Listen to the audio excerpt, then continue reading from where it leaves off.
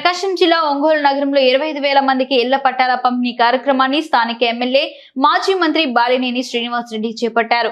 ఈ కార్యక్రమంలో భాగంగా లబ్ధిదారులకు ఇళ్ల పట్టాలతో పాటుగా దంపతులకు నూతన వస్త్రాలను కూడా పంపిణీ చేశారు. అనంతరం ఆయన మాట్లాడారు. పట్టాలు ఇచ్చే గాని పోటీ చేయని చెప్పి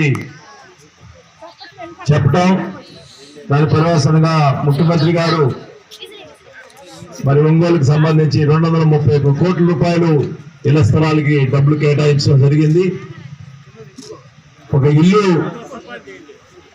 మరి ముందుగా ఈశాన్య ప్రాంతం కాబట్టి మొట్టమొదటిగా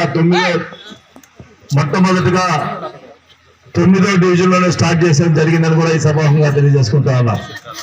ఈ పట్టాలను కూడా 9వ డివిజన్ స్టార్ట్ చేయడం జరుగుతుంది. మీకు తెలుసు, మీరందరూ కూడా పగలు రాత్రి కూడా రిజిస్ట్రేషన్ చేయడం జరిగింది.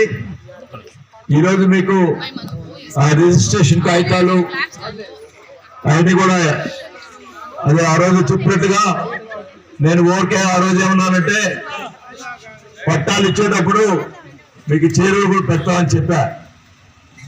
తర్వాత మా ఆవిడనింది మనం పట్టాలు ఇచ్చేటప్పుడు చీరగా కాదు వాళ్ళ దంపతులు పెట్టాల గుడ్డలు అని చెప్పింది.